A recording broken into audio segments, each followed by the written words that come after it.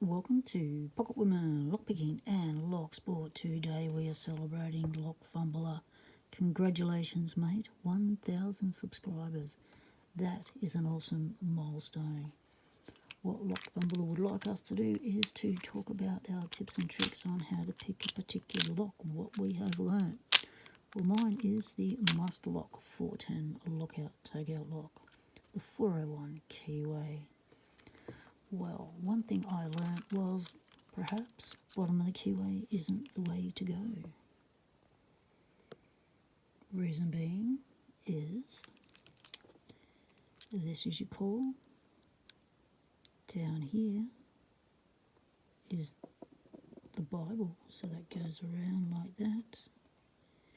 And the core sits in it, and if you go bottom of the keyway, you can bind it in here. You wedge it, which means the core isn't going to rotate even if you do pick those 6 pins. You're not going to be able to turn the core. The other thing I learnt was go for top of the keyway. So it taught you how to pick top of the keyway, how to hold it. It taught you feather-like tension. And it also taught perhaps starting at the front of the lock isn't the way to go. Perhaps start at the back of the lock.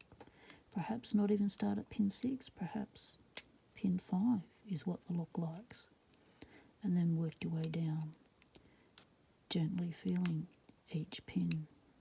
It taught me to count pins, to know where I am in a lock. It also taught me about what it feels like to hit a security pin and to set a spool. You get that drop in the core, that false set occurs. And then you get that counter rotation.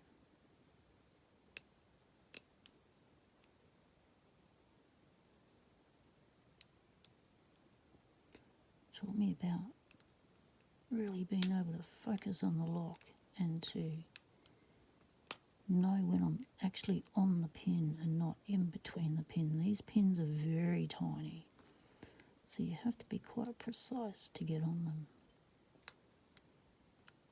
It also taught me that pin 1 hides right behind that tension wrench, which is why that flies off, which taught me to always have a telescopic magnet handy to retrieve those flying tension wrenches so you don't have to keep bending down all the time.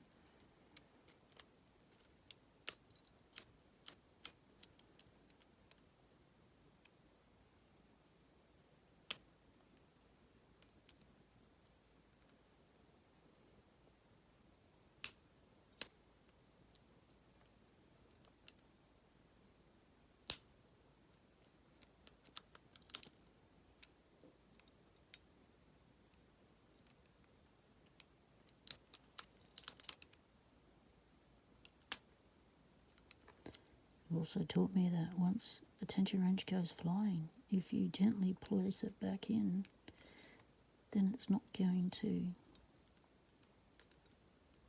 mess up the pins you've already just got set. So I was always used to picking padlocks that had a strong spring on the actuator. I was always fighting that spring. Not having a spring on an actuator is a different style of picking altogether.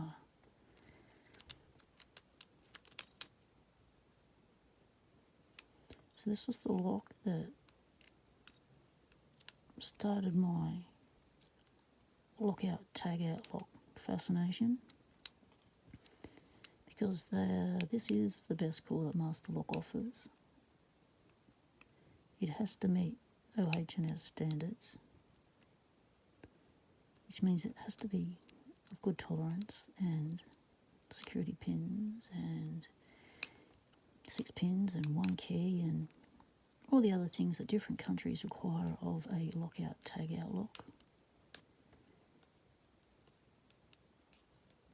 And it got me interested in lockout tagout locks and all the different kinds of them from different countries all around the world, which started my Lockout Tagout Lock Tuesday series.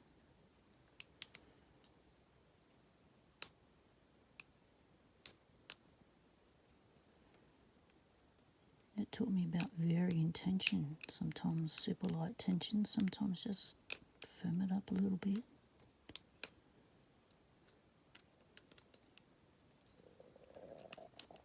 And it taught me that you may not always get the open. That persistence really does help.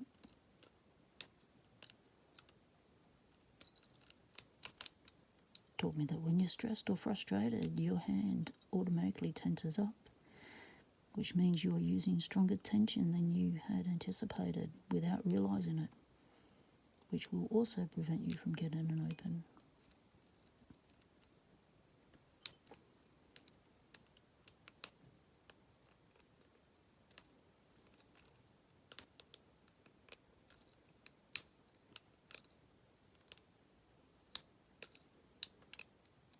And it also taught me that if you put all of these things take all of these things into consideration, you still may not get the open.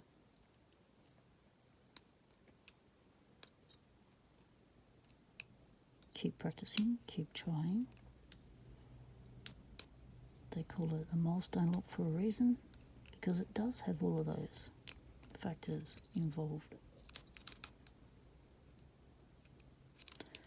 So yeah, no open for me today.